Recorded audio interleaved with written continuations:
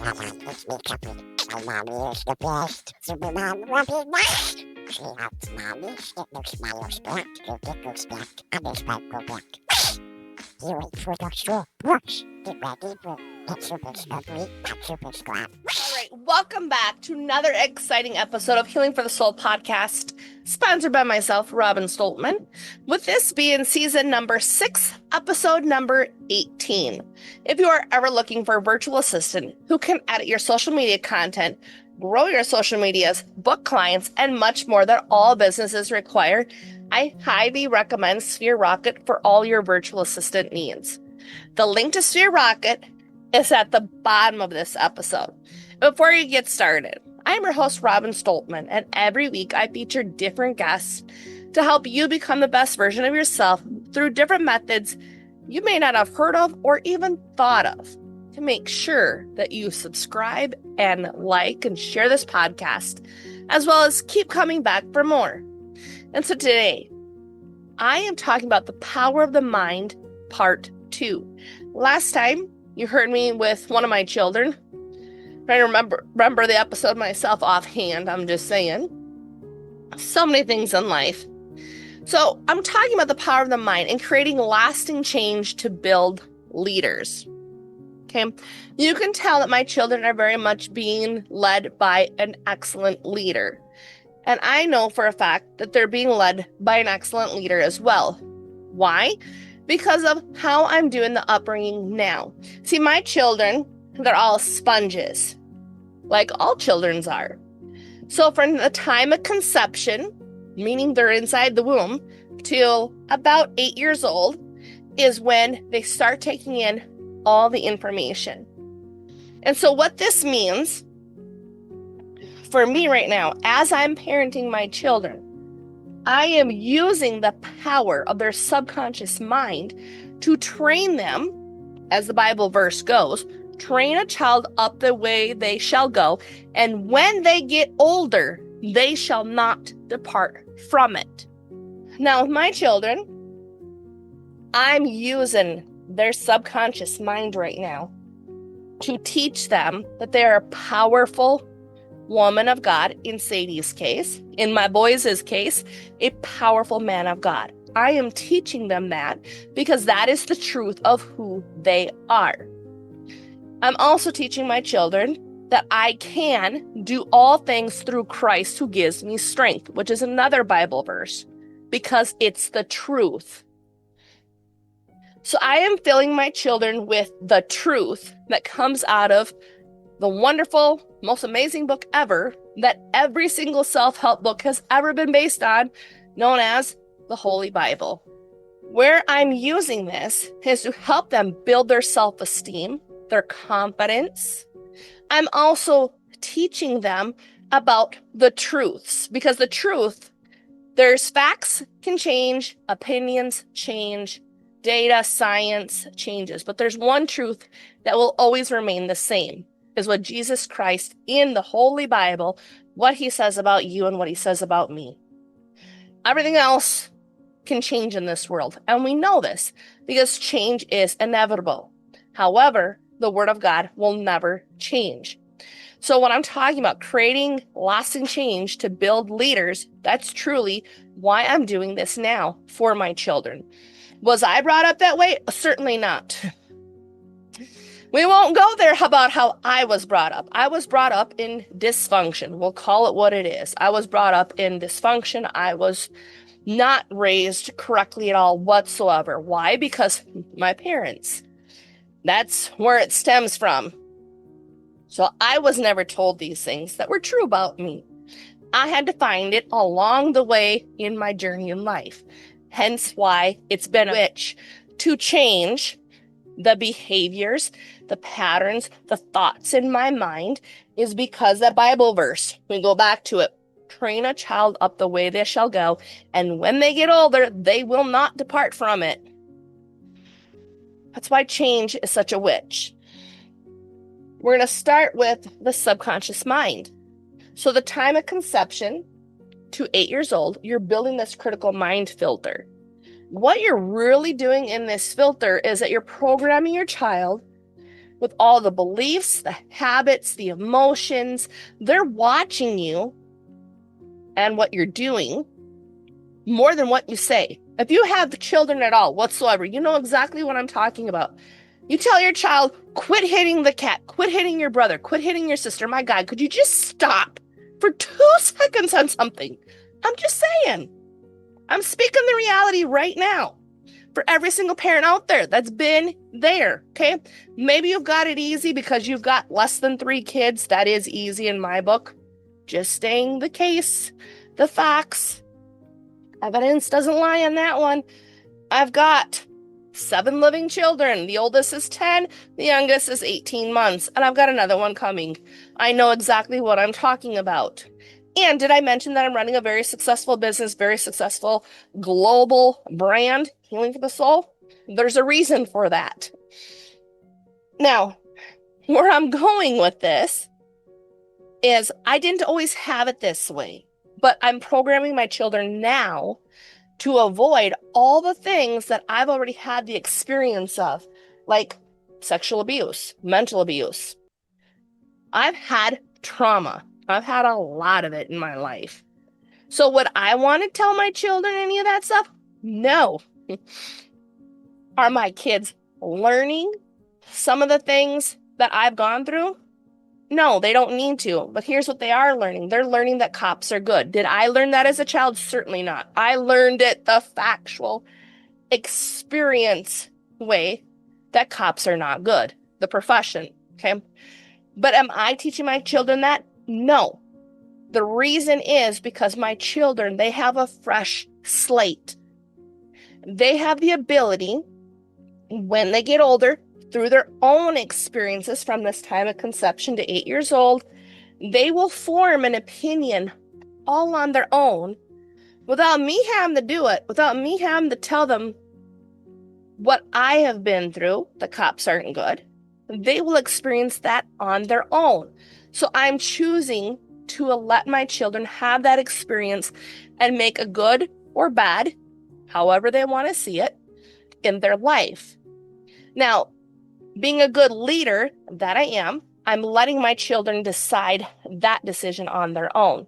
Of course, there's not everything you want to do that with a child, and I get that concept.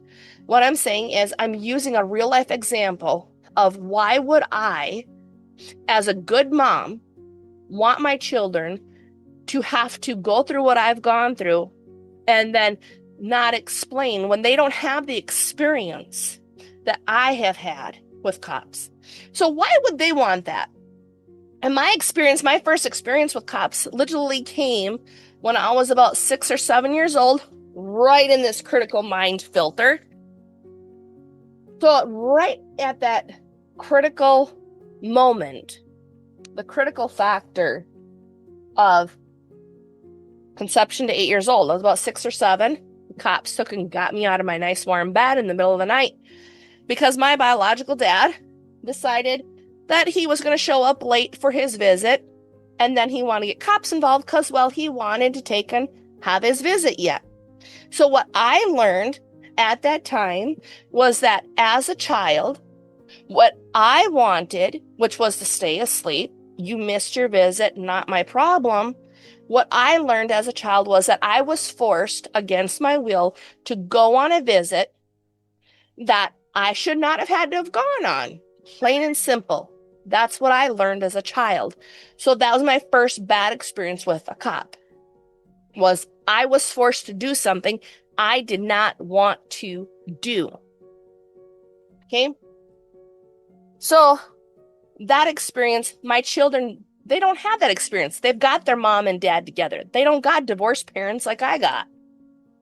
So when that happened, why would I, as a good mother, tell my children the cops are bad? Like, I wouldn't do that. Let them form the opinion on their own. That's an example of why I say that part of it. Now, building these leaders and creating leaders, I'm letting them decide on that. But there's certain things like the truth of who they are. Like I started this in the beginning. I tell my children who they are because I know the importance of building that self-esteem. building that self-confidence. Because I can tell you right now, you can really tell once you're really good at learning and studying and understanding people and their behaviors and who they are and what they do. You can pick out, I'm so good now that I can pick out a competent doctor from a not competent doctor just in their actions, the way they carry themselves, the way they talk about something. You can tell whether or not a doctor is competent or not. And believe me, with 8 C-sections, I want a competent doctor. I don't want the doctor that's like, I don't know if we should do this. I've been there, done that. And I'm like, yeah, no. Because what I learned now has helped me in still being able to have more children, because obviously I have to have C-sections. Okay? My body doesn't work for that part, and I know that. But here's where I'm going with this. In the subconscious mind, we have our knowns and we have our unknowns. The knowns are something we've already experienced. My children, in case, when we're building leaders, I'm talking the kids, like I said, they know right now they have had the good and the bad experiences, which is a positive to the brain. They've seen when mommy has failed. They've seen when mommy's had success. They've seen both. So in their mind right now, that's still a positive either way. Okay? The negative or the unknown, which the brain runs away from, which is anxiety. The doctors like to hook people up on anxiety meds. I used to be one of them, so I know what I'm talking about. The anxiety, that's that fear of unknown. Anything the brain does not know, it runs away from. It says, get out of here. We don't want to do this. That's why when you're trying to make a change in your life, you're like, yeah, I want to be 10 pounds, 50 pounds. I want to be 100 pounds lighter, okay? The brain says, well, let me look in that file. Oh my gosh. Have you seen your file? I'm losing weight. That ain't gonna happen. We can try that. But that works about as good as your New Year's resolutions do they not? Yeah, so you said now you want to be a leader. You don't know the first thing about leading is what the brain's telling you, and it's absolutely right. Because if you've never had the experience of being under a good leader, you don't know the first thing about leadership. This is why we get into corporations, the CEOs, the HR, the supervisors that don't have a clue what they're doing, but they're acting like as if they're all that in a bag of chips. I've dealt with that for bosses as well and supervisors as well. The reason why they're so bad at it is because they have little to no experience in developing themselves. They also tend not to value people. At the end of the day, all people really want is to be seen, heard, and valued. And I can guarantee you right now, a lot of employers do not do that. A lot of people think it's all about the money, and it is not. They won't admit that because, well, they just won't. People think the money makes the world go around. No, it does not. What makes the world go around is what can I do to help somebody else get what they want? Like what it's been said before, help enough people get what they want, and it comes back to you. It always does. So in this model, we're building leaders, we're creating leaders. I've given you plenty of examples of that. Now, what are 5 tips that I have to create your children while they're still young, before age 8, to be a young leader? Tip number 1, tell them the truth of who they are, that they are powerful woman or man of God. Remember, number 2, remember the Bible verse. Train a child up the way they shall go, and when they get older, they will not depart from it. You can use hypnosis, yes, because hypnosis will take this 5% logic, reasoning, willpower, say they want to be a leader, okay? They get older. They got a job promotion that they want to do. They want to be a supervisor, and they want to move on. They want to do more, but at the same time, they keep sabotaging themselves for a damn good reason, because you as the parent chose to not build them up in their self-esteem, their belief system, and who they are.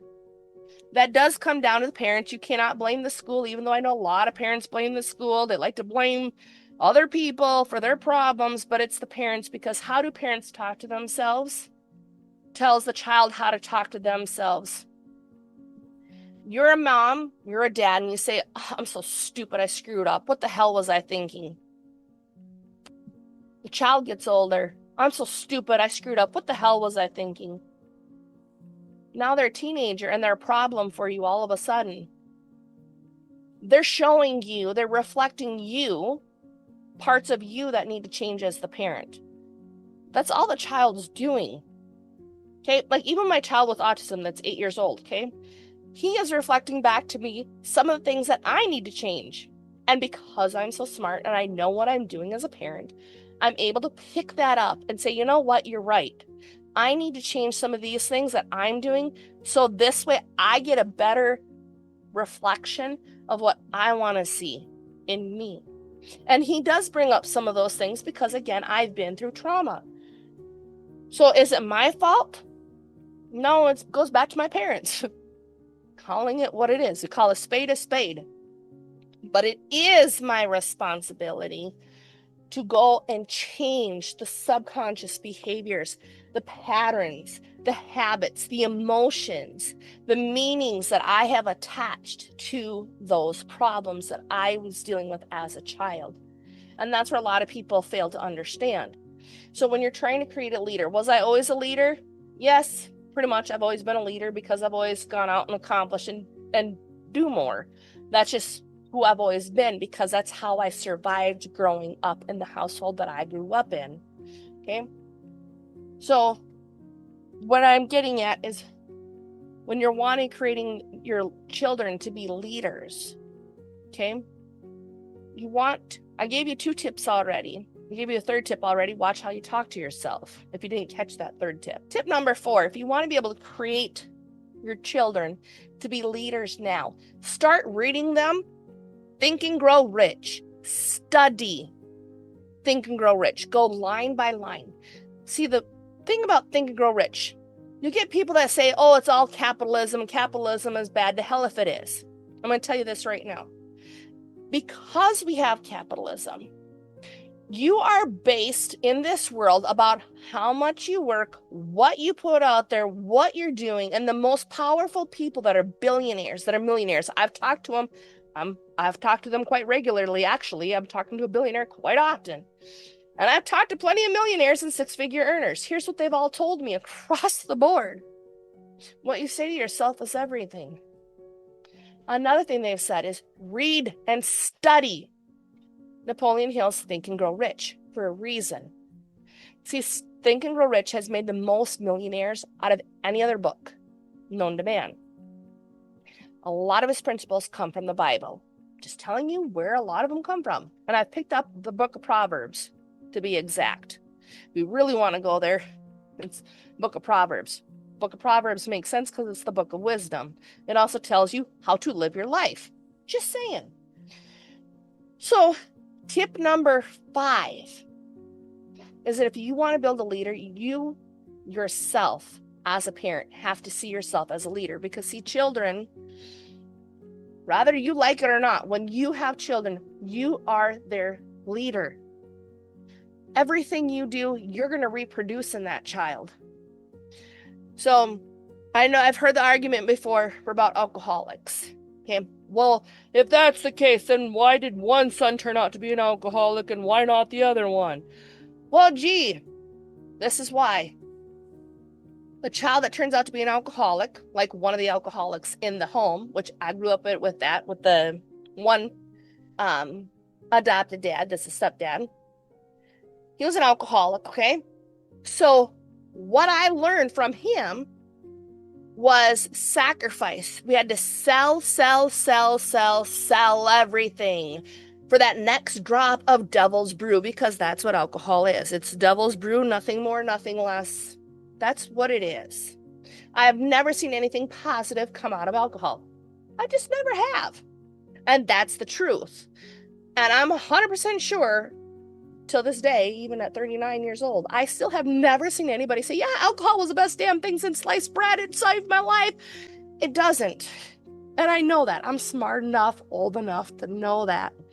Why I'm going there is in this scenario, why one child becomes an alcoholic and the other one doesn't. I saw bad things that came from it. I saw sexual abuse. I saw mental, emotional abuse. I saw those things as a result of alcohol. I saw social services as a child not do anything to help me as a child. I saw the cops in Alexandria, Minnesota, where I grew up, also not do anything when I was a child reporting. I saw the school not do anything. So would I drink alcohol? Nope. Have I? Yes. Would I do it again? Nope. Because what I learned was I don't want to be worthless like that. Now let's switch to the other one. The child who becomes an alcoholic.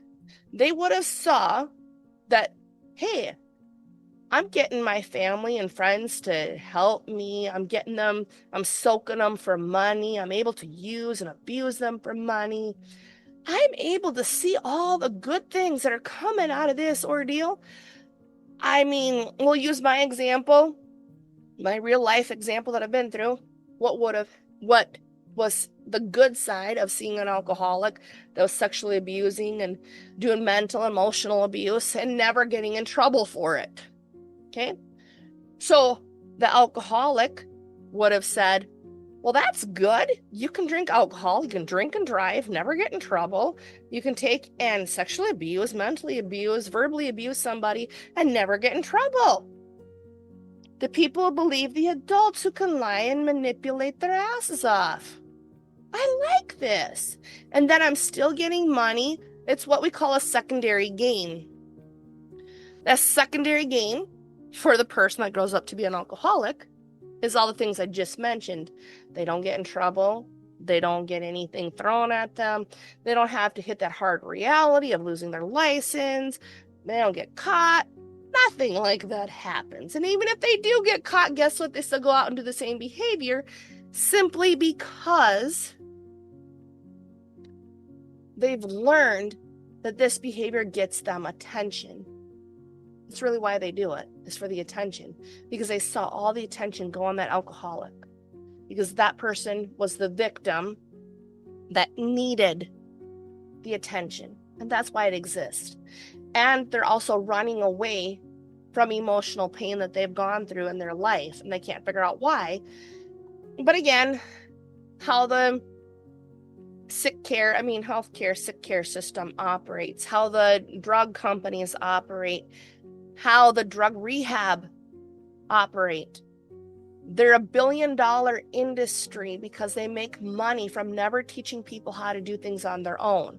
Whereas myself, I'm like, you know what? I want to empower people to learn the tools, to do this stuff on their own, become better version of themselves. And that's why I'm like, my top priority is not to earn money. Believe me, I'm attracted to helping people. Yes, it's going to cost money. Yes, I'm not saying that it isn't, because I don't do charity work. But what I am saying is this. There's a reason why insurance will never cover the cost of hypnosis. There's a reason why a lot of people don't know about it, and why they won't do it is because the fear factor that has been pushed onto them since birth. Since birth, we are all programmed to believe that the doctors are God, the MD is minor or major deity. We are taught that anybody with a white lab coat is smarter. They know what they're doing. They know how to help you. But anybody else that teaches you how to use the power of your own mind to break free from your own problems, including things like infertility, fibromyalgia, these things that I've broke through, we are programmed to not think outside the box. Go back to Rockefeller. Go read it all up. The school system, that's a whole other thing for a whole other day. What I'm getting is that you want to be able to have a better leader. You want to be able to have your life improve. The only way you're going to be able to do it is at the subconscious mind. And I have found when I use the Bible verses in the hypnosis sessions, I have found that my clients actually go through 1 to 3 sessions for most of them. Sometimes it is 5 sessions, like anxiety, that's 5 sessions, okay? But if we get certain issues, depending upon what they are, the rate of them making progress to heal goes so much faster whenever we use the Bible. Why? Because again, we go back to it's the truth of who you are, and bringing in those truths always work in the subconscious mind. So before we close our show today, I want to remind everybody that I am your host, Robin Stoltman. I am also wanting you to know to be sure to subscribe and share Healing for the Soul podcast with everybody you know. Be sure to like, subscribe, and comment. Let's get this conversation going, because what do you want to have in your children as leaders says a lot about your legacy that you're leaving behind. Do you want to leave a good legacy about, yeah, my children, they had the best mom and best dad, and we did a lot of things with our kids, that we paid attention to them? Or do you want to be like the average parent who is just like, give my kid a phone, I'm overwhelmed. They call it overstimulated nowadays. I was like, what the hell is that? And they've got it easy. They've got less than 3 kids. And I'm just like, oh my God, you guys need Jesus. You guys need a lot of help. I tell you what, you don't know how to self-regulate your emotions. I do.